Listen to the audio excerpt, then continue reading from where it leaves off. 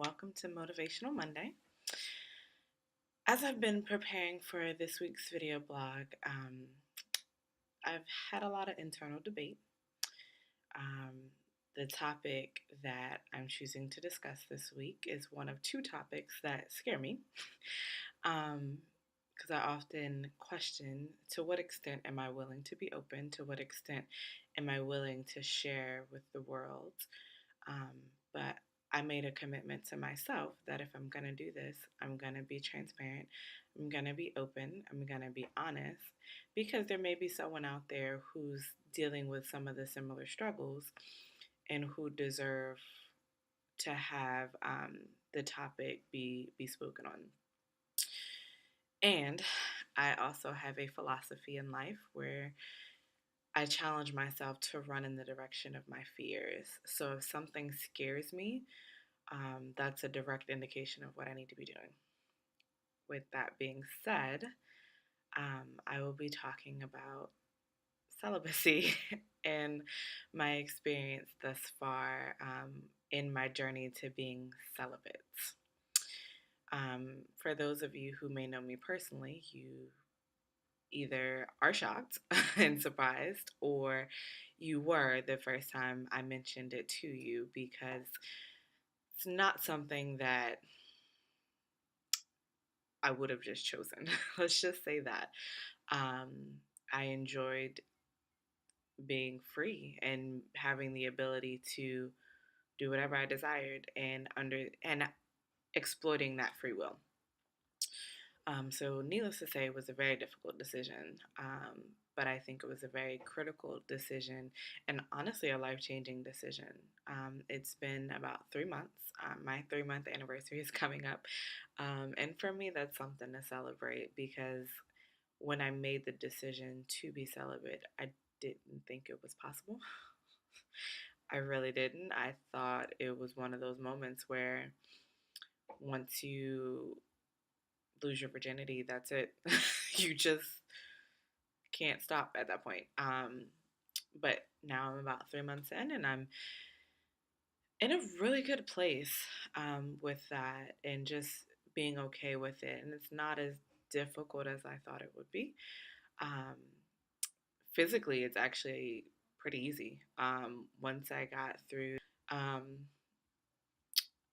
mean, I physically don't even have any struggles at this point. I mean, there are some that come and go, but I've realized I'm stronger than it and I've been able to push through it. I think the most difficult part is the mental and the emotional aspect of it because for me, it's not just eliminating the act with another individual, it's eliminating the thoughts and minimizing the temptation and um, not even the solo act, so to speak, but just clearing the temptation and the sin from my heart so that I can see clearly and I can think clearly and I have energy to put towards so many other things.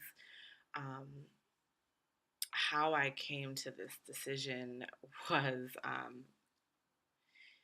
really interesting. So, long story short, um, around New Year's, I had kind of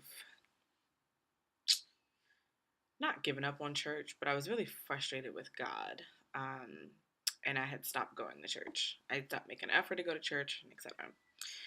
Um, Around April, a little bit before April, I had started watching sermons online and, just trying to refocus and get back in the swing of things and start to work towards rekindling my relationship with God. Um, so there was one Monday where it was really heavy on my heart. I was like, I gotta go to Bible study tomorrow. I gotta be there, gotta be there, gotta be there. I don't know why, but I'm gonna be there. My work schedule aligned. I was able to go. I made an effort. My Bible was in my car. As soon as I got off work, I went straight to the church and I was there. Um, and so when I got there, I was like, okay, God, clearly you have something to tell me because literally all day Monday, all day Tuesday, all I kept knowing was I have to be at Bible study. I have to be there. So I get there And my pastor pulls up this PowerPoint presentation and he's like, well, tonight we're going to talk about sex and marriage. And I was like, okay. Now, this wasn't the first time I had even considered celibacy. I had actually been debating it for about 3 years since my last, um, not my last breakup, but after a breakup. I very much considered celibacy, and um, I had a very strong promise that I had heard from God attached to my decision to be celibate. And I never made that decision. I tried a couple times and then I would give in, or the next person I met would sweep me off my feet, or whatever the case. And I would give in, feeling like I wasn't even capable. So we go through, and what I found interesting about that, me being led to that particular Bible study, was the week prior. He mentioned that the week prior he talked about sex for singles, but the message that God needed me to hear was about sex for married people, and I found that really interesting because naturally I'm not married, not naturally, but well, I wouldn't be celibate if I was married.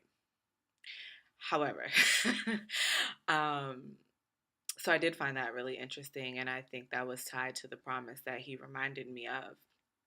Um, and so as I was listening through the sermon, and the person next to me she's a single as well. She was in a relationship, or is in a relationship, but not single by definition of not married.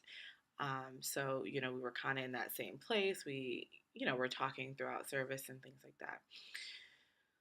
Long story short, by the end of service, I made the decision that I was going to be celibate, and that I was going to stand by the promise that God had given me. And it was the first time I wanted to make the decision. And I think I just didn't want to keep getting it wrong. And I was frustrated with making the wrong dating decisions, and knowing that a lot of the decisions that I did make, with regards to my dating life, were because I had been blinded by intimacy and etc., and just not thinking clearly. And I ended up in a lot of situations that I probably shouldn't have been. And had I done what I know is right, um, I could have avoided a lot of hurt. I could have avoided a lot of pain. I could have avoided a lot of bad judgment calls. And not only that, my BS detector would have been a lot stronger. And so, fast forward about 3 months later now, um, that's where I am. I see things very clearly. I'm in tune with, um, I'm not distracted in being able to understand, you know, characteristics, and understanding what it is that I do want, and not being distracted by, intimacy, to be able to say, oh, well, I'll ignore that. And it's not even a conscious decision. Sometimes I think we as women, our bodies are designed to bond with those we're intimate with. And so as you orgasm, there's a chemical release of a bonding chemical so that you bond to that person. So you're more likely to stay with somebody you don't need to be with.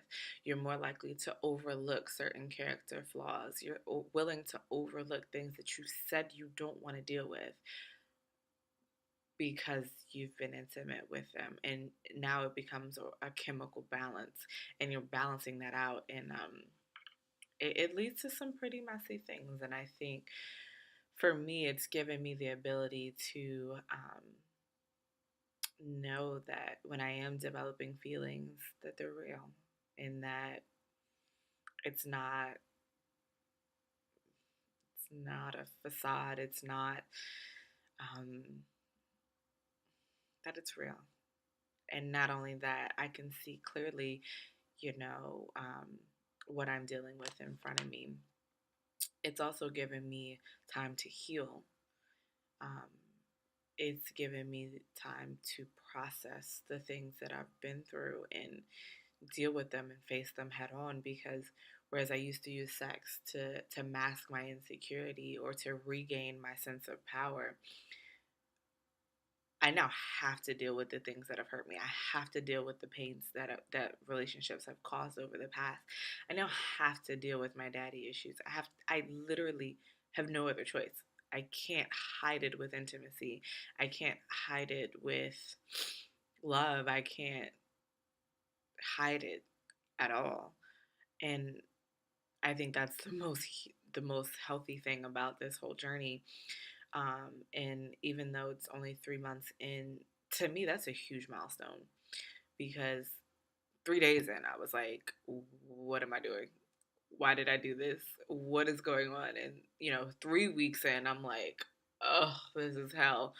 Um, but now 3 months in, I'm good. I'm really, really good with where I am, and I'm okay. Um, Naturally, I don't want to stay here long. But as long as I have to be here, I may have to eat those words someday. But as long as I have to be here, I'm here.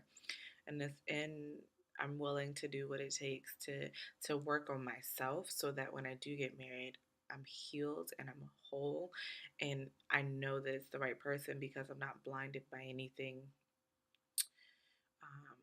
And the one thing that I will say, for if others who may be debating the decision or in made the decision to be celibate or have friends who are celibate, the most important thing is support and being able to be there, because it's difficult and sometimes you need a place to vent. You need somebody who's not going to judge, and you need somebody who's going to listen to you say a billion times over, this sucks. 'Cause it does. It really sucks. But it's so worth it. And I believe it's really, really worth it. Um, it's very, very difficult, but everything that's worth it and that has a good reward is usually difficult to get through in the process. Um, and definitely having guidance and accountability partners and mentors or whatever it takes. For me, one of the most helpful things was reading The Weight by Megan Franklin and Devon Franklin. And their transparency and their openness was very helpful. And it was really practical advice. It wasn't like, thou shalt not. It was very much just like, listen, it's difficult. You're going to have temptations. Here's how you can get through it. And here's the benefit of doing it. So if you haven't read the book and you're considering that journey, I definitely recommend it. I just finished it as my book of the month for June, and it was really, really helpful to kind of get through probably the most difficult part of it thus far. But I'm sure there's another difficult part somewhere. But so far, it just keep. I mean, it is what it is. But I did want to share that with you all, because I think it's important to be committed to openness and transparency, and that's what I aim to do, to spark conversation on topics that may not be the easiest to talk about. Um, so yeah, share your thoughts, your comments, concerns, questions, anything. Thanks.